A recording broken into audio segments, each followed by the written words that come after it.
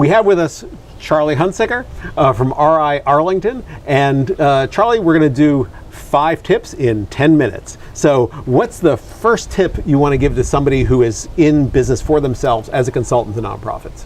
I think one of the first important things to do is spend adequate time with whoever your client is.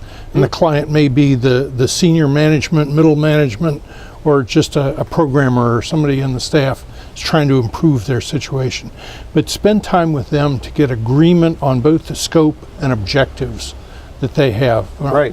What brought up their problem? Were they trying to improve a situation? Or are they trying to address a compliance issue from either the IRS or CASE or some other organization? And so once you define that, make sure that you document the issues, the scope, the objectives, and so on, and then get the client to sign off on it. Yeah, that's what I'm trying to have happen here. Okay, good. Because if you don't get them to sign off, well, that's not what I wanted you to do, you know, when you're halfway through the project. So it's important to do that. That's really good. That's excellent. So what's number 2? Number 2 is an adage that I've used for many, many years. Quick, cheap, or good. Pick 2. Okay. If the client says it's got to be cheap, then the quality ain't going to be as good, and the time frame may be less. Right. If the key is quality, then you may spend more money and resources and time. Sure. So you've got one of those as an independent variable, and that's what's important to the client, and the other 2 you just have to adjust to fit that first independent variable. And so you're always playing with that dynamic one way or another. Exactly. Yeah. Exactly. That's an excellent point. So what's number 3? I think communications with I started to say with a partner. I meant to say client, but you need to consider this person as your partner. Sure. So you meet with them on a regular basis, regular for a huge project, maybe once a month, regular for a smaller project where you need to update them regularly is maybe 2 weeks. But meet with them regularly, talk about what are the problems that you've addressed and dealt with, what are maybe some outstanding problems that you haven't addressed, but give them some alternative approaches to deal with that.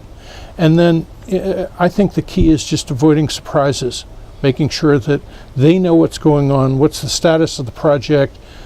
Geez, Mary Lou got pregnant and is not going to be working for us after this time, or Joe his mother just was in the hospital, and any of those things. So no ta-da moments at the end there. Folks should know what's coming that way. Exactly. Yeah, that's great. And number 4? Number 4, this is particularly the definition of a project manager. I saw it in one of the texts, or when I was at Penn State getting my graduate degree in systems. Your task is to minimally annoy each of your constituencies. Okay. So you will annoy. You won't deliver on time, or a project may go over budget, or it's not meeting their specific needs. Sure. But find the level of minimal annoyance for all your constituencies, and you will come out as success. That's interesting. Yeah, that's really a human relationship kind of piece there. And what's the last thing, one of the most important things you think ought to happen?